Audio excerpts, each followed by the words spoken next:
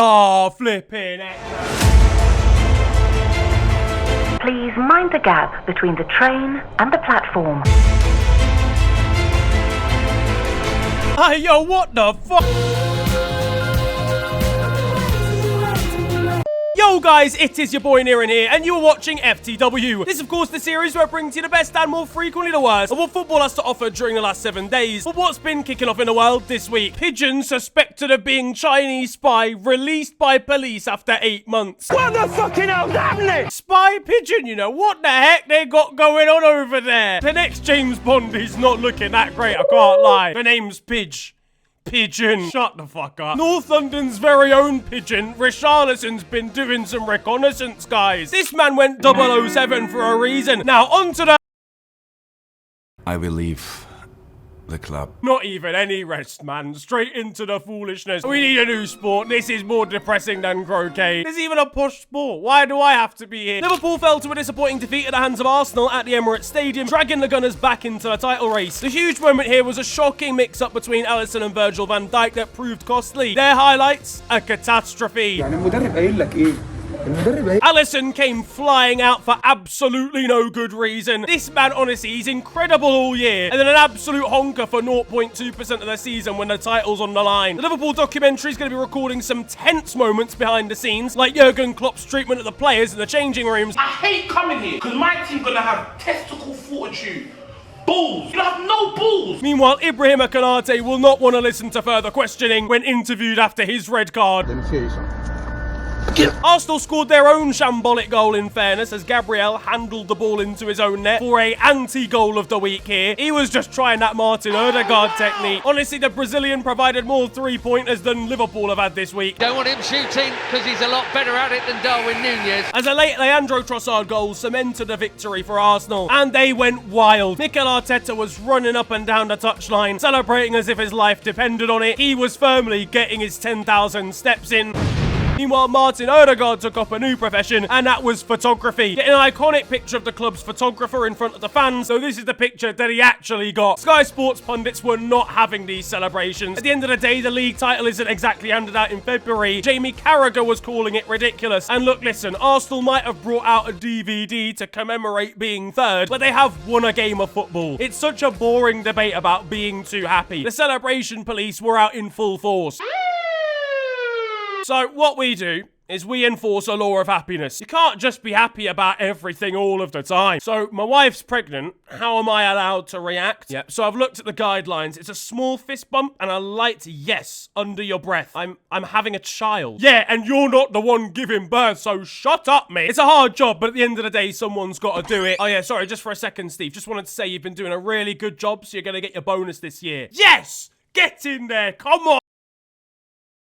Sorry, I didn't mean to celebrate like that. You're fired. It was a disappointing display, truthfully, from a Liverpool standpoint. But hopefully we can bounce back next time. Either way, it's a 3-horse Premier League title race now. Well, for the moment, until Manchester City do up Pokemon Evolution. Pep's side defeated Brentford 3-1 to move within 2 points to the top. Well, in reality, it was Brentford 1, Phil Foden 3. Thanks, Phil. He scored a hat-trick in this one to steal the show, and he knew just how good his performance had been at full time. I'm the one that can see John Cena. Yeah, I'm the one that knows Victoria's Secret. You know, I'm that guy. I'm him. Pep Guardiola's tactics were looking very complex, but in reality, it was just pass to Phil. Meanwhile, Gareth Southgate was in the stands absolutely fuming, seeing a young, exciting player actually do well this weekend. Who am I kidding, man? He wasn't at the game. He was watching Jordan Henderson's Ajax highlights for a 4th time. This one wasn't always easy for Man City, though. They went 1-0 down thanks to a strike from Neil Maupay, assisted by Brentford's goalkeeper, meaning Flecken now has more goal contributions than Anthony this season in the league. But a goal from Maupay, James Maddison won't have been too happy at home seeing this one.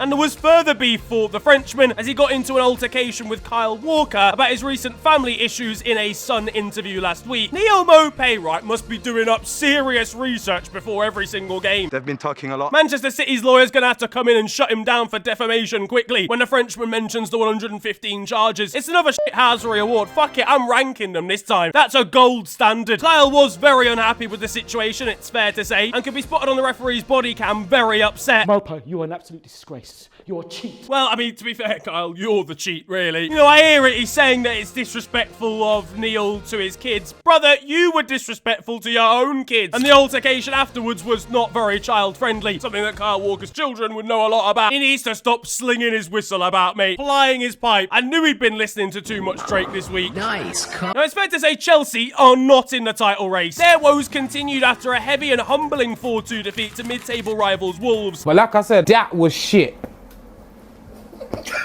These lot are actual frauds. Chelsea, don't be fooled, everyone. Whilst 4-1 up, Wolves fans started chanting about Chelsea being shit, to which at least Blues fans were able to see the facts. Exchange passes. Hello, Cunha. Neto. Those supporters watching from their bed at Stamford Bridge are about to go to sleep and not wake up. Meanwhile, supporters down in the stands were kicking the ball at their mate in the hope of knocking them out so they didn't have to watch the rest of the match. It has never been more over, ladies and gentlemen. Graham Potter had a better record than Maurizio Pochettino did. Mykhailo Mudryk will be left confused seeing Graham walk back through the door when he's rehired. What brings you here, Potter? I could ask you the same. But in actuality, Chelsea can't afford to sack Pochettino, apparently, because of FFP and, of course, how much it would take to terminate his contract. But when has FFP ever stopped Todd before? He's going to be going 007 on managers. It's about time they got Frank Lampard back as a caretaker. You know what they say? Third time's the charm. Am I right? You know what I'm saying? No, but genuinely, this whole football club's fucked. Meanwhile, over on Instagram, and Mykhailo Mudryk was getting into a 1v1 with an angry Chelsea fan who was quite literally offering to pay the Ukrainian just for him to score some goals. Mykhailo, though, didn't take it too well and offered him out. Well done, he's 13. I personally don't think it'd be a bad idea, though, for Chelsea.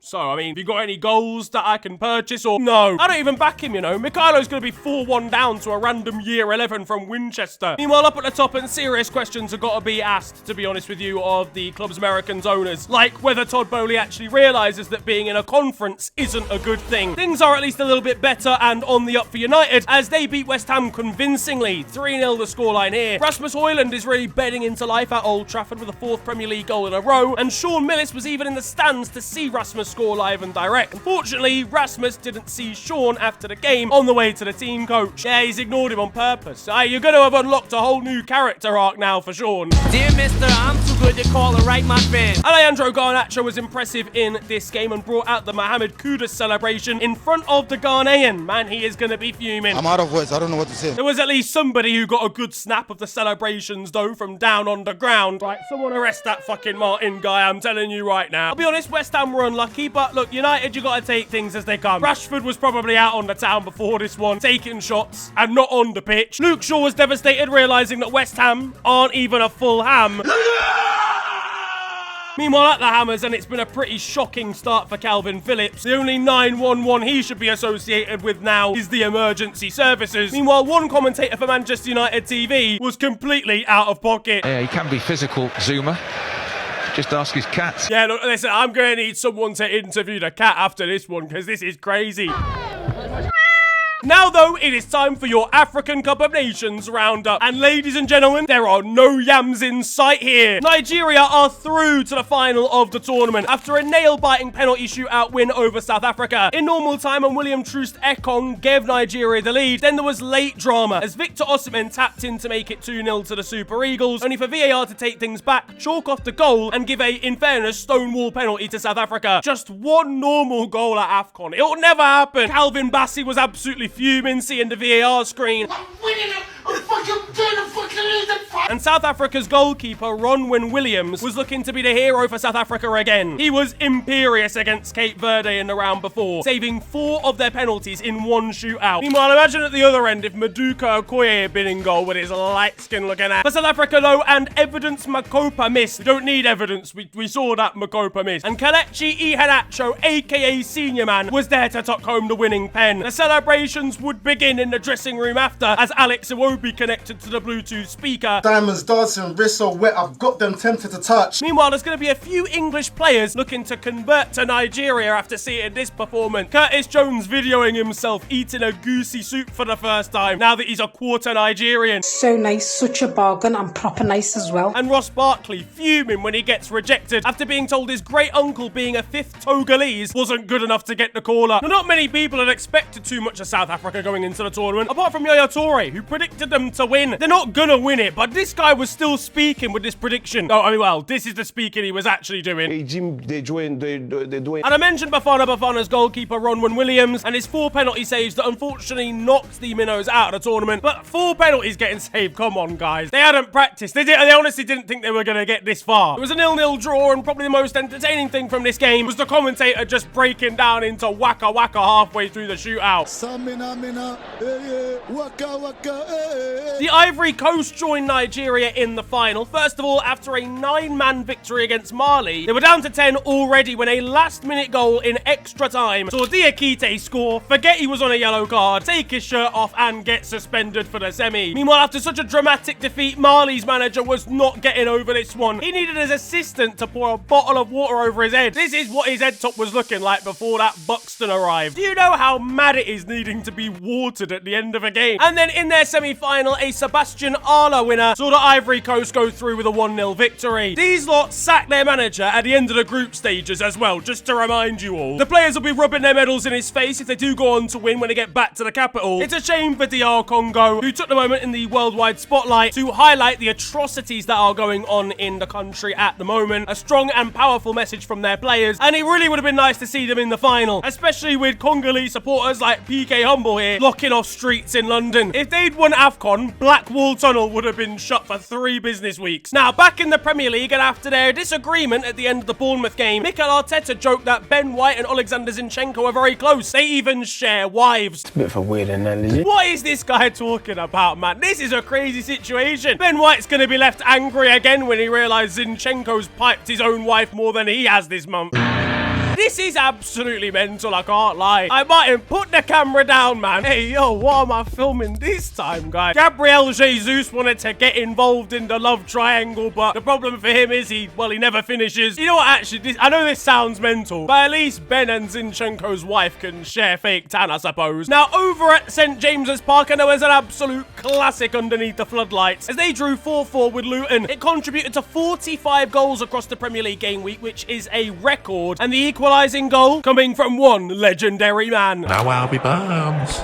Sandro Tonali was at home realising he's bettered and lost his life savings to a club with a conservatory in their stadium. These lot were doing their pre-match report in the back of a Volvo estate on the way to the game. I fucking love Luton, you know. The fight they are showing, they're getting better and they're scoring a lot of goals. Meanwhile, Ross Barkley's been absolutely killing it, and don't be surprised if he gets a big call in the summer. This Ross Barkley kid, yeah, we should make a bid for it. Not looking so great for one of the other promoted clubs though, in Sheffield United, as they were battered by Aston Villa. They were 4-0 down in 30 minutes and Blades fans were heading for the exit. I can't lie, that might be a shocker, but Chris Wilder was still more offended seeing a fan eating a Tesco meal deal in the crowd. I was eating a sandwich at the time. I thought that was a complete lack of respect. Sheffield United in the first half, they were playing like they were 2 minutes behind on a stream. Yeah, mate, dive now. Oh, it's already gone in. Oh, someone get these pop-ups away. The club's nickname is the Blades, because the fans would rather use them on themselves. And things are looking pretty bleak at Crystal Palace as well. They lost heavily to rivals Brighton. Somebody save a Berriese and Michael Olise, man. Roy Hodgson will be seeing them doing a special handshake before realising he can't do it with his arthritis. He needed to be sacked at half-time, to be honest with you. The only thing stopping them is the amount of paperwork they've got to do to get him a free bus pass home. Michael Owen was pictured with his son on Twitter this week, who looks very familiar indeed, and his doppelganger, Sergio Reguilon, agreed as well. Maybe Michael Owen is his dad. It would probably be the most interesting revelation about Michael Owen in 20 years. Sergio will be regretting his decision to reach out to his new dad after being told about the Robinson's R44 single motor helicopter at Christmas dinner for a 3rd year in a row. And this is no ordinary chopper. It's got special powers, and once we're airborne... Now, over in Spain, and Real Madrid faced off against Getafe and were victorious in this one. Jude Bellingham made the point not to walk on the Getafe badge that was positioned on the floor when leaving the field to play, but he did want to step to someone else, Mason Greenwood, allegedly mouthing a certain phrase that Mason definitely did. Getafe complained about it and wanted to launch a report to La Liga. They're honestly such a dead football club. Brother, What's that? Etafe, you're wanting to report what visual evidence to La Liga, but you didn't seem that concerned about audio evidence of Mason Greenwood when you signed the guy originally. The league are supposedly hiring a lip reader to investigate. Jude's in serious trouble if the lip reader has an IQ less than 47. But honestly, look, Jude, even if you get investigated, you're a hero in my heart. Over at Barcelona, and Vitor Roque was making an instant impact again, scoring and immediately getting sent off. This guy said, look, I've got my goal, my job here is done. Meanwhile, over on Insta, his Barca teammate Gavi was welcoming back the injured Inigo Martinez by saying, Daddy is back. Look, Inigo Martinez might be Gavi's dad, but at least Gavi's mum isn't related to this story. Otherwise, Gerard Piqué would have been right in the mix. Shakira is getting PTSD to jam as we speak when a parent of Gavi is mentioned. Over at Sevilla now, and I just wonder what's the point anymore, you know. this is not okay. This is like genuine, like very actually like an illegal offense. You cannot just be giving a cheeky finger to a Sevilla player from the stands. That is outrageous. Find this man immediately. Meanwhile, there was at least some more wholesome news over at Espanyol as they allowed one of their younger supporters to be the stadium announcer this week, and she took it with both hands.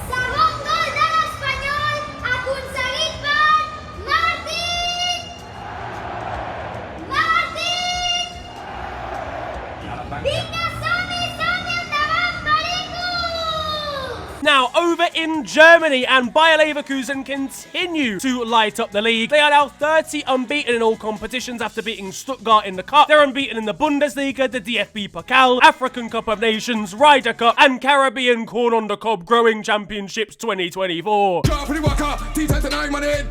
Speaking of wins, and Thomas Muller broke a record this week, being the first player to win 500 games for Bayern Munich. They call me Thomas Muller, because Tor is like German for goal.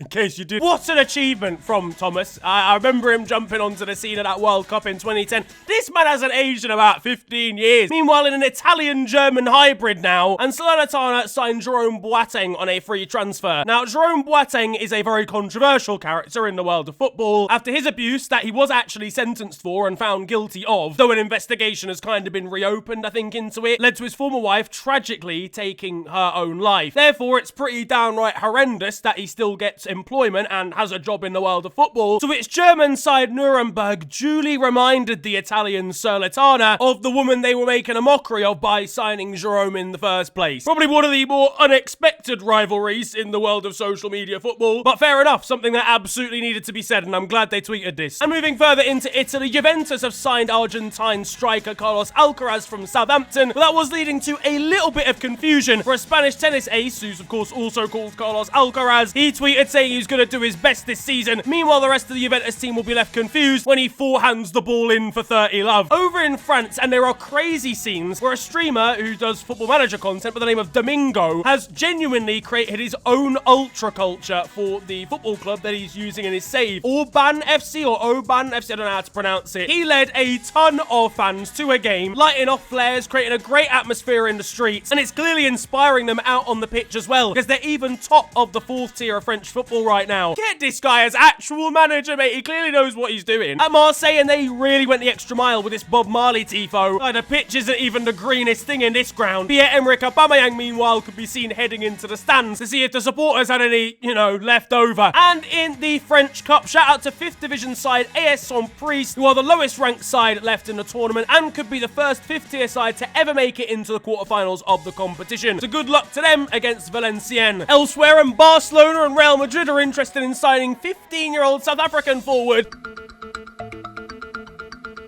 Come on, man. Who's given this guy this nickname? You can't be doing this to this guy. Also, if he goes to Spain, it's a wrap. Imagine Carlo Ancelotti trying to set up training drills with this guy in the squad. Hey, Eder, listen, I want you to mark... also, 15 years old. Bro has a 15-year-old. What are you talking about? It's been 15 years since his last mortgage. Yeah, just look older. There's looking older, and then there's that. Now, though, it is time for your goals of the week. We've got some more special strikes for you. First one, kind of from last week. Sorry about this one. It happened right as I was recording FTW, so I kind of missed it. But I Merrick Laporte scoring from the halfway line in that Ronaldo-Messi game that neither of them actually played in. The second goal of the week, though, a lot more current, as over in Argentina, take about Pulgar Rodriguez with some some sensational technique to pull off this Trivela chip. A beautiful effort, a work of art. And the beautiful technique keeps on coming as we head over to Mexico. The ball is looping up in the air at Pachuca, but don't worry, because here comes Kung Fu Sanchez. Hello all, and welcome to The Beautiful Game, the segment where we take a look at the poetic and brilliant side of the game that we love. We are back, by popular demand, for yet more glorious beauty.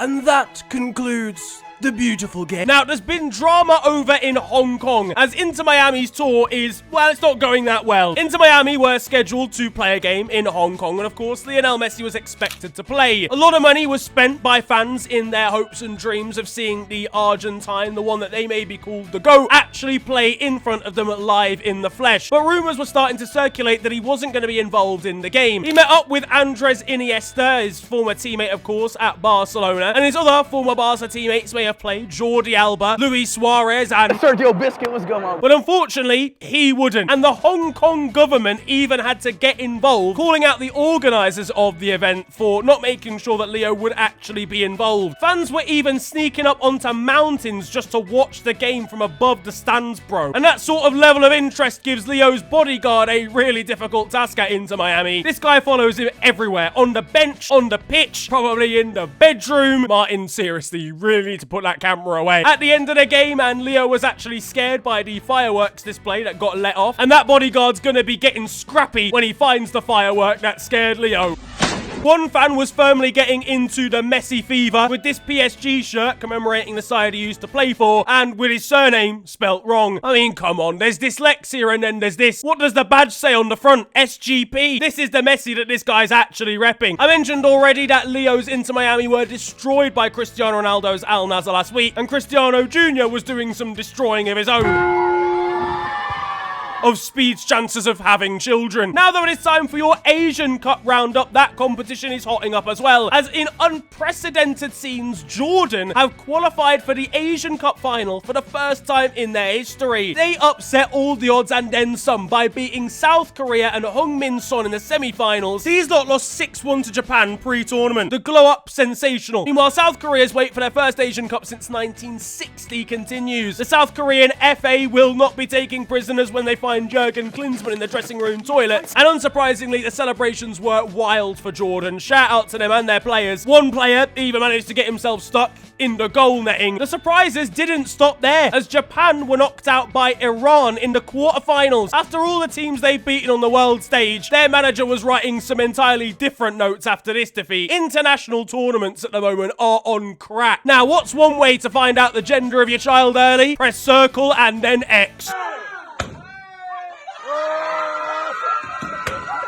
Yeah, a gender reveal fake shot is crazy, I'm not gonna lie. Speaking of crazy, and the wild career of Quincy Promes continues, he's been sentenced to 20 months in jail after stabbing a relative, a family member, in the knee. Gonna struggle to keep his match sharpness high enough, really, isn't he? A sentence, I'm sure, that will cut him deep, and it's gonna make things pretty interesting in the world of jail football. Oh, and it's not the greatest of strikes there from Quincy. He's really shanked that one wide. And he stabbed me, that's my spleen. Over in Turkey, and one mascot of the opposition against Fenerbahce was secretly, sneakily getting his shirt signed by Edin Dzeko. On the topic of Turkish football, and Trabzonspor felt hard done by in their most recent league match. They were defeated 2-0, but they thought the intervention really came from the referees, and so in their report of the game afterwards, they simply tweeted the result with a picture of the VAR room in the background. It was the revelation that Riyad Mahrez's wife was struggling to come to terms with the fact she was going to have to move to Saudi Arabia upon the Algerian winger's move to Al Ahly. As understandable, she has to leave her family behind. It's a completely different culture and a country that's extremely far away. But Riyad's response didn't have that much in the way of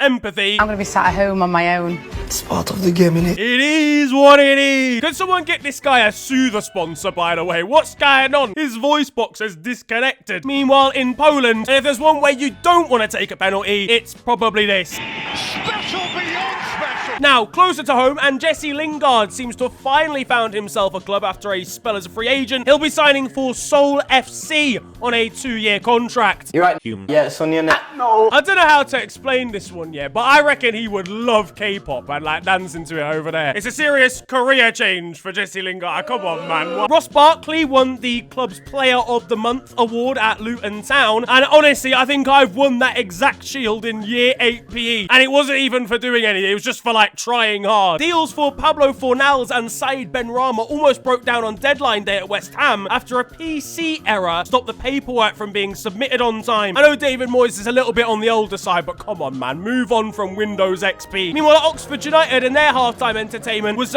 unique, to say the least.